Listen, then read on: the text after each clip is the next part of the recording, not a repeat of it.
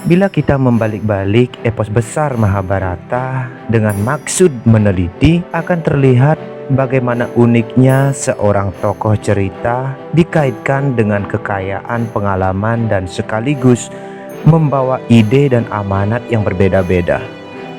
Begitu pula kita dapati tokoh Kunti.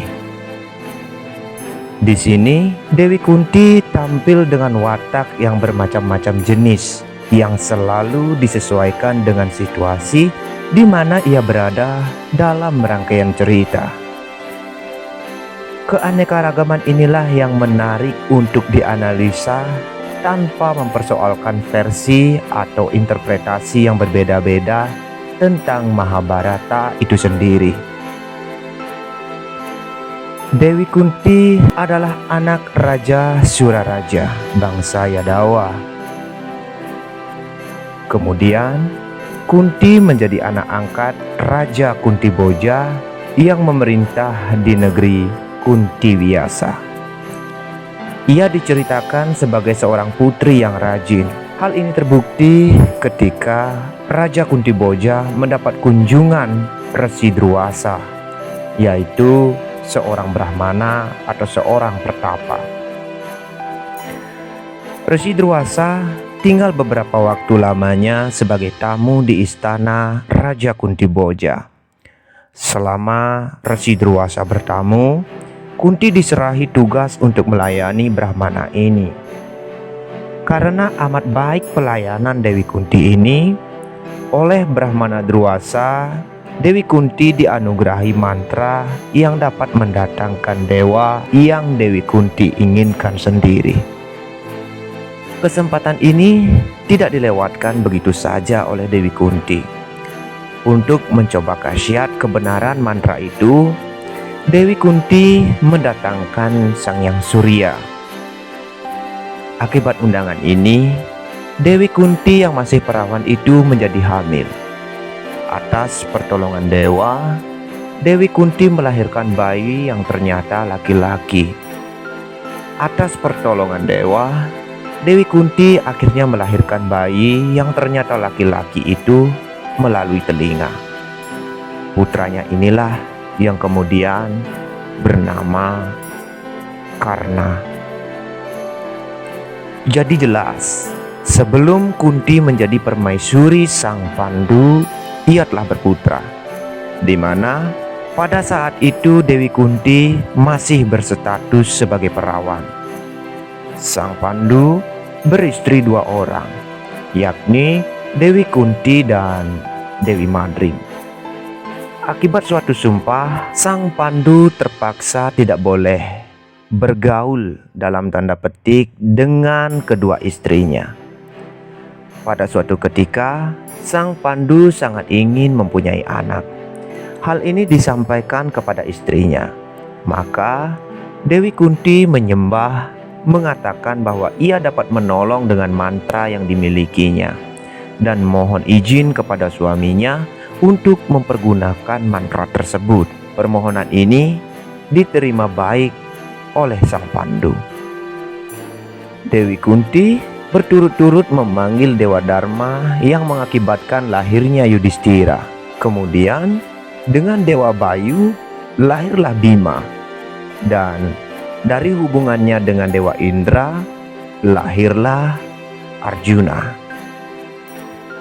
Kunti membagi pula mantra anugerah Druwasa itu untuk dimanfaatkan oleh madunya, yaitu Dewi Madrim. Dewi Madrim pun menghadirkan Dewi Ashwin. Hasil hubungan ini, Dewi Madrim melahirkan putra kembar, Nakula dan Sahadewa. Tidak lama setelah peristiwa itu, Pandu meninggal. Dari hubungan dengan keempat para dewa itu, dapatlah kita golongkan bahwa Kunti adalah tokoh wanita yang... Sebab kalau kita pikir-pikir, Kunti boleh saja memilih salah satu saja di antara dewa-dewa itu untuk membuahinya. Ketika para Pandawa atau kelima putra Pandu ini akan masuk hutan menjalani hukuman buang, Akibat kalah dalam perjudian dengan para Korawa, Kunti menolak hendak dititipkan kepada Widura. Dia ingin ikut bersama putra-putranya, sama-sama berjuang, sama-sama menderita. Dan terpaksa Pandawa membawa ibu mereka masuk hutan mengembara bersama.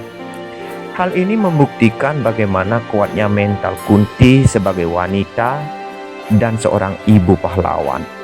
Ia tak mau berpisah dari tengah-tengah putranya. Di dalam hutan, para Pandawa dan Kunti sedang beristirahat. Mereka tertidur. Hanya Bima yang bangun menjaga ibu dan saudara-saudaranya. Tidak jauh dari tempat itu, dua raksasa kakak beradik mencium bau manusia. Kedua raksasa itu bermaksud membinasakannya. Raksasa Harimba menyuruh adiknya Harimbi atau raksasa perempuan ini mengintai tempat mangsanya, yaitu Pandawa dan Kunti, dan memata-matai keenam orang itu. Terlihatlah Bima yang amat gagahnya, sehingga Harimbi pun jatuh cinta kepada Bima. Harimbi bukannya melaporkan hasil pengamatan itu kepada kakaknya, malah ia menjelmakan dirinya menjadi wanita cantik untuk menggoda sang Bima. Betapa marahnya raksasa Harimba melihat hal itu. Ia ingin membunuh mereka semua, tetapi Harimba dapat dikalahkan oleh Bima. Harimbi pun hendak dibunuh oleh Bima. Harimbi ketakutan dan memohon kepada Kunti supaya ia diselamatkan. Dewi Kunti melindungi Harimbi dan membujuk Bima supaya Bima mau mengawini Harimbi. Oleh karena Bima sangat hormat kepada ibunya, ia pun menurut dan mau kawin dengan Harimbi. Dan perkawinan ini lahirlah Gatotkaca. Setelah menolong Harimbi, kemudian Kunti dan bantuan putranya Bima menolong Brahmana dan istrinya di negeri Eka Cakra ketika Pandawa dan Kunti menginap di dalam pengembaraan mereka. Brahmana ini merasa susah oleh keganasan raksasa Baka di tempat itu. Kunti menenangkan Brahmana itu dan mengatakan bahwa putranya dapat menolong. Bima kemudian membunuh raksasa Baka.